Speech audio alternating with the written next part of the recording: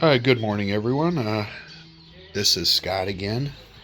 I was sitting out on my porch looking at lanterns. I'm the lantern guy, but I'm also the coffee guy now. So I decided to make a video for my good friend and neighbor, Jeff, and I wanted to show him a new coffee machine that we got. So I'm going to go ahead and give him a demo.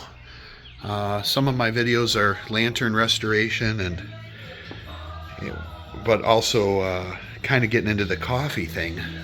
So I've been collecting some vintage coffee pots. There's a video that I posted using that old siphon coffee pot, and my wonderful partner Carrie has come up with this really nice little coffee bar, which is pretty cool. It's a nice place to hang out and reflect, and also a place for me to store all of my finds, the old Pyrex glass pot, and of course the classic Corning ware percolator, and some grinders and stuff, and different kinds of coffee. This is Carrie's go-to, which is your standard Keurig. She loves that because it's convenient, but recently have found this, which is a Swiss machine called the Jura, and it is the E8 model.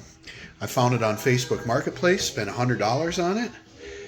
It is about a $3,000 machine.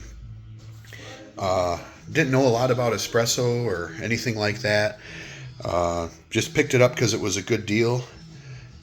It worked fine. Did have a little leak to it, so I sent it to a company in Texas called the Brew Group, and they did a wonderful job and refurbished the entire machine. It was a little bit pricey. It was about $625 for the service, but that includes shipping there and back, and they did a wonderful job. So the machine is completely functional, doesn't leak, and makes a really good cup of coffee. It has a lot of different settings here. You can make a lot of different drinks with it. You can make cappuccino, flat white, latte macchiato, espresso, coffee. You can read it there, maybe ristretto, whatever that is. Double espresso, hot water, green tea. You can customize all the stuff. But anyways, that's how that works. And the water goes in here. It's a removable tank. It does have a filtration system, but we run purified water through it, so it's not really necessary. You can put ground coffee in if you want to grind it yourself, or if you have a decaf fan or whatever.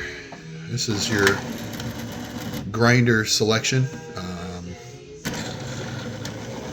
Selects the grind coarseness, I guess you will, for different kinds of beans that you're using. This is the bean hopper. You put your whole bean in here. That is the grinder, and it grinds it and produces your espresso. So I'm going to go ahead. Oh yeah, and this is the milk chiller. This thing's pretty slick, so keeps your milk 39 to 40 degrees.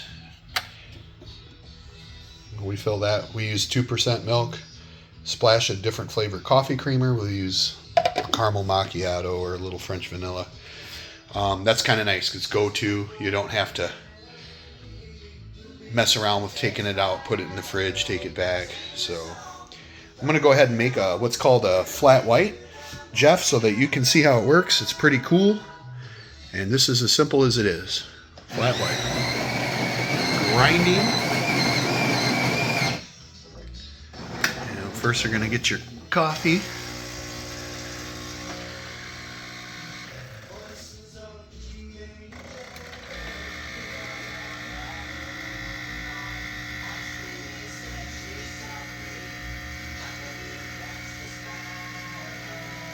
This is the fun part for me, other than drinking it.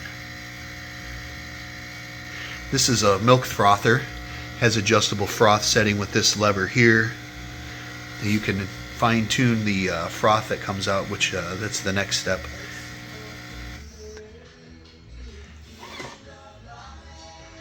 So now it's heating.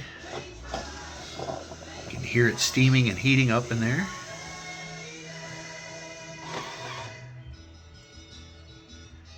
And here comes the cool part, the milk.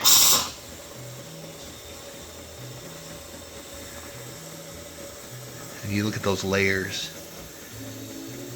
It's really cool. You actually get 3 layers on this. Apologize for the low light. It's not really good video, but that's it. Enjoy. So, hope you enjoyed the video. Makes a pretty darn good cup of coffee. This is the next thing I'm going to make a video about. This is a neat 1920 era toaster that I picked up. Electric toaster. And it's really neat. I'm going to make a video on that sometime very soon. Hope you enjoyed the video. Sasha says hello. No.